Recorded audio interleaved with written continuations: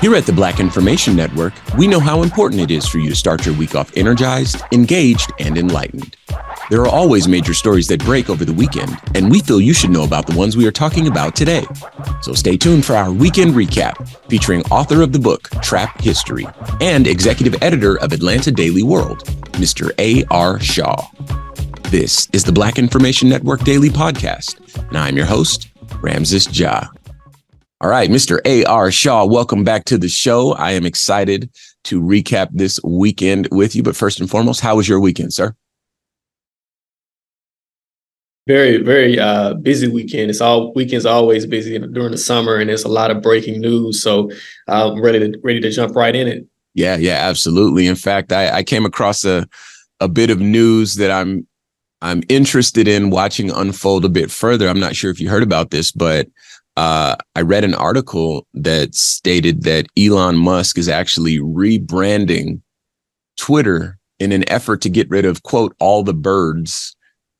He's adopted a new X logo rather than the familiar bird logo associated with Twitter, and he's renaming tweets to X's. There's a statement from the CEO of Twitter, and I believe that Elon Musk occupies the chief technical officer position at the company and executive chairman or whatever his other title is that really puts him at the top of that hierarchy over there.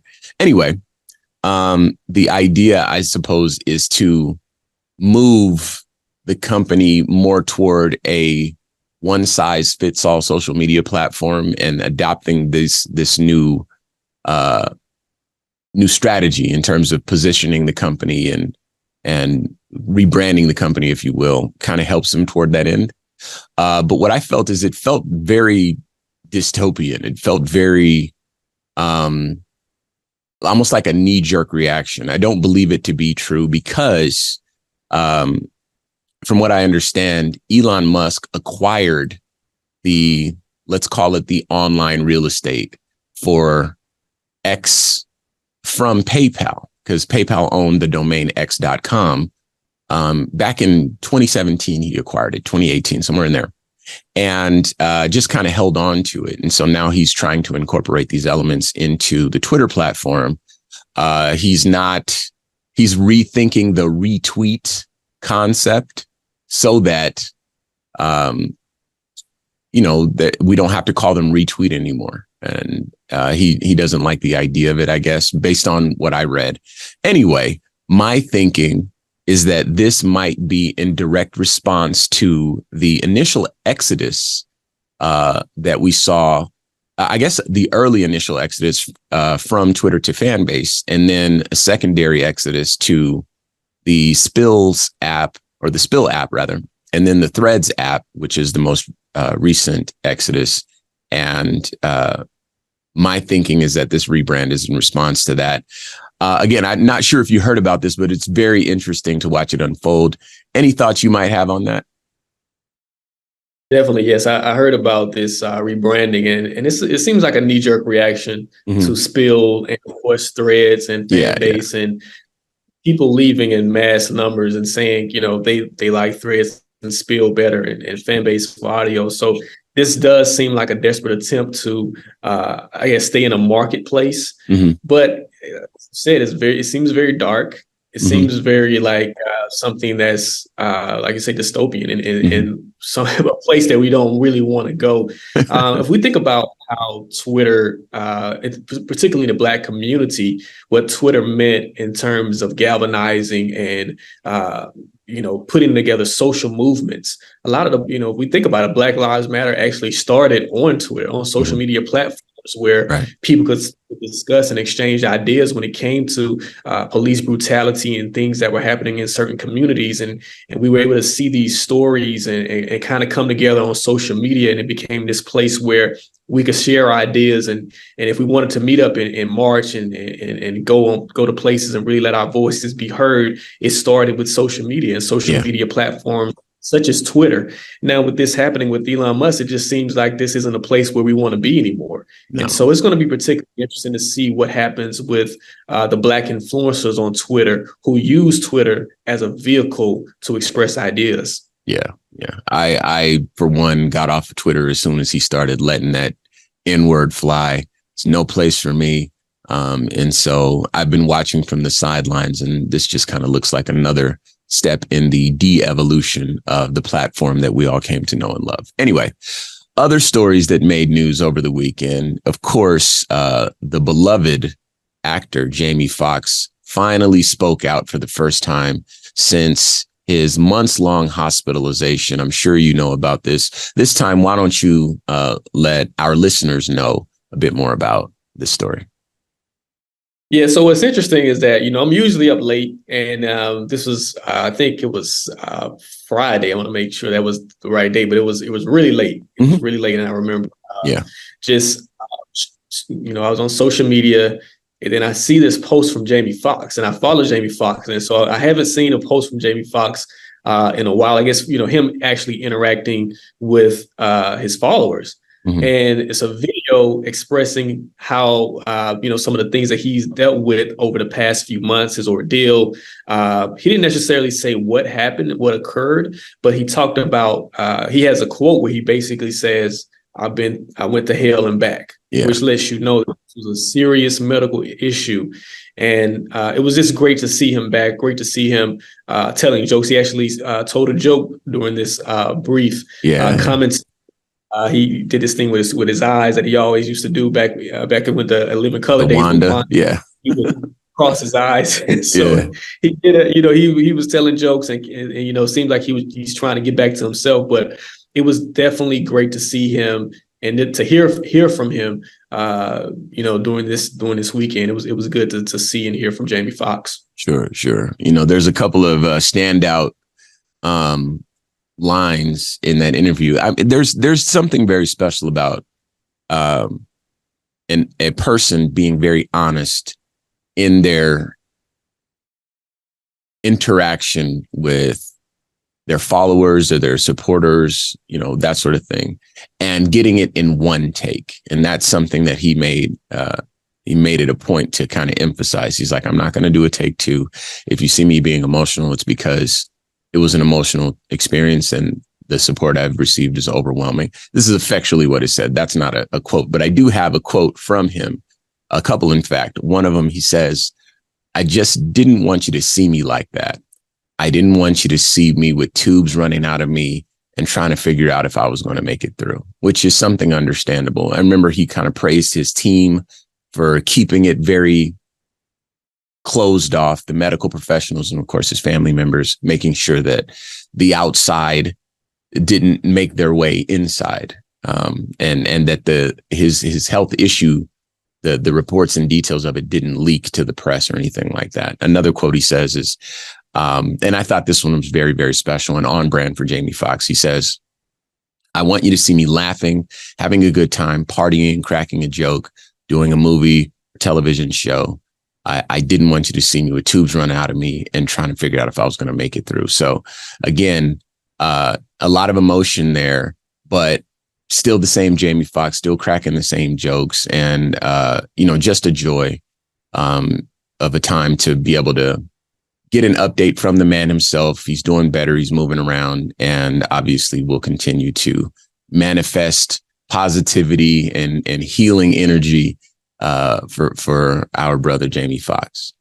Before we move forward, I definitely want to talk about They Clone Tyrone. I want everybody to see it. It's thought-provoking, very interesting sci-fi comedy that really touches on a lot of systemic issues within the Black community. So if you get a chance, definitely check out They Clone Tyrone.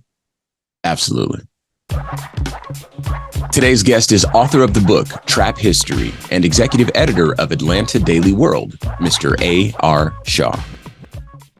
Okay, I know you heard about Florida. We gotta go back to Florida.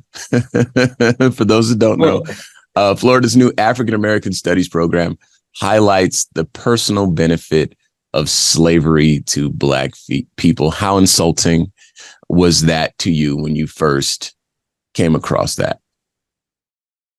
Well, it just shows you that there's a really deep issue within Florida and our politics in America, where it seems like they're from a right wing standpoint, it seems that they have an agenda to whitewash history, whitewash what's happening, whitewash what actually occurred. Yeah. You think about Governor Ron DeSantis, who basically signed a new curriculum attempting to have this new narrative in slavery where they said that some slaves actually benefited from the act of slavery, which is insane. It's dangerous in a lot of ways because, when you have the writers of history not actually telling the truth about history, it destroys the roots of the realities that we actually that we deal with today. Mm-hmm. And so we don't want our kids to really grow up and have a false narrative of what actually occurred in slavery and what actually is happening right now. So I just thought that it was very, inappropriate for Governor DeSantis and anyone in Florida to make such drastic changes when it comes to history. And I hope that the people in Florida stand up and actually, march and really let their voices be heard until this curriculum is reversed. Sure. I think that this position for the Florida education system really shows how little these people think of Africa and Africans to suggest that the benefit to the African slave was learning skills. Again, the assumption is that these are skills that we wouldn't have learned otherwise, right? Well, come here, you can learn skills and work for free for the rest of your life. And to what end are these skills useful? And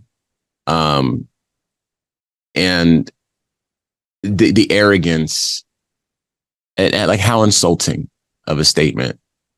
And of course, if you try to run the thought experiment, well, if slavery yields skills, then how about you become a slave, Mr. DeSantis? Of course, he'd have every reason in the world to push back against that. Well, we've advanced beyond that era in society where we can get skills through other means, on and on and on.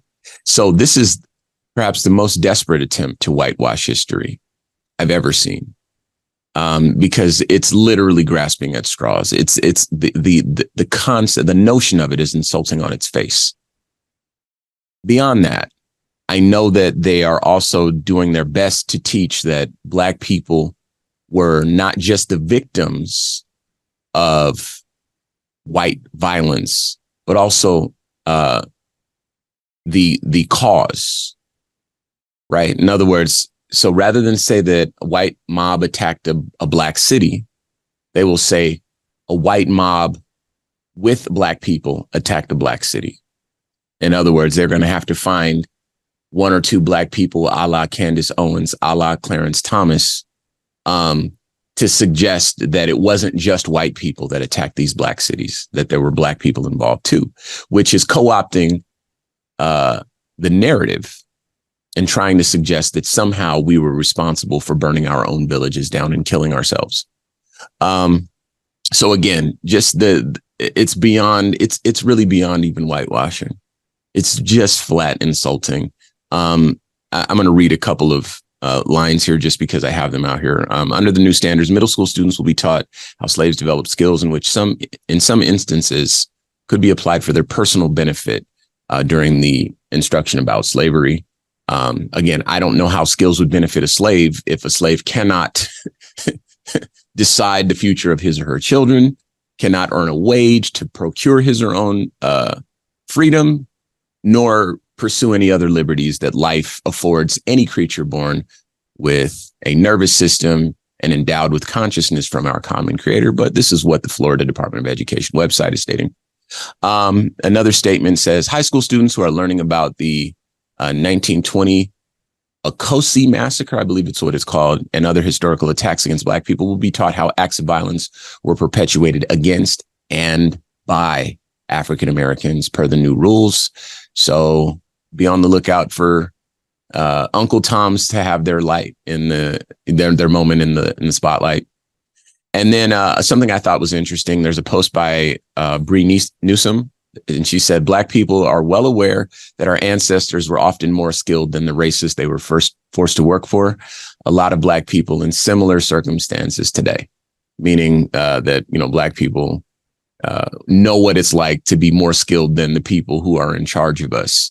And that's nothing new. So there is no real benefit to that, because even today you see the people benefiting from the labor of Black people to the extreme degree, as illustrated by the wealth gap that we are witnessing in this country today.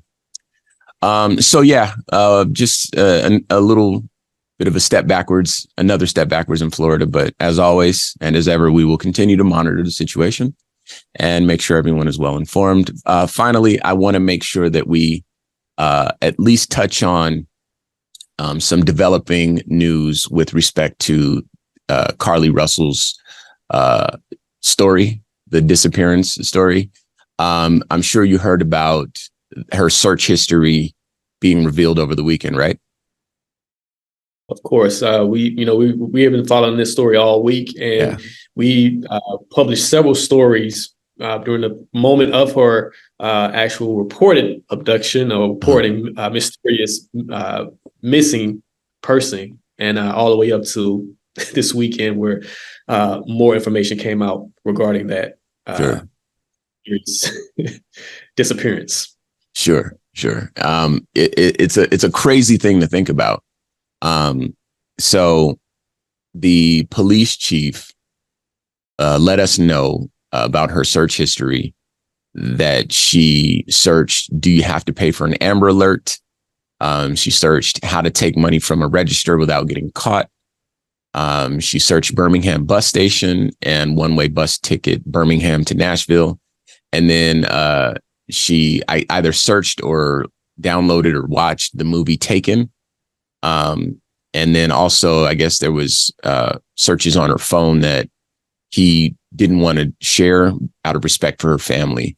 But, as you know, and as many people know, the case remains ongoing. So we're going to continue to find out more about this bizarre incident, this unfortunate incident, especially when, those of us in the media are really looking to push an agenda that really centers the disappearance of Black women more frequently, on par with, the amount of energy that's put into the searches for missing white women. So we're gonna continue to watch, and hopefully this behavior will prevent other, not just Black women, but people in general, from doing this sort of silly stuff to get attention. And we'll leave it right there. As always, I want to thank you very much for your time and your insight. Once again, today's guest is the author of the book Trap History and executive editor of Atlanta Daily World, Mr. A.R. Shaw. This has been a production of the Black Information Network. Today's show was produced by Chris Thompson. Have some thoughts you'd like to share? Use the red microphone talkback feature on the iHeartRadio app. While you're there, be sure to hit subscribe and download all of our episodes. I am your host, Ramses Ja, on all social media. And join us tomorrow as we share our news with our voice from our perspective, right here on the Black Information Network Daily Podcast.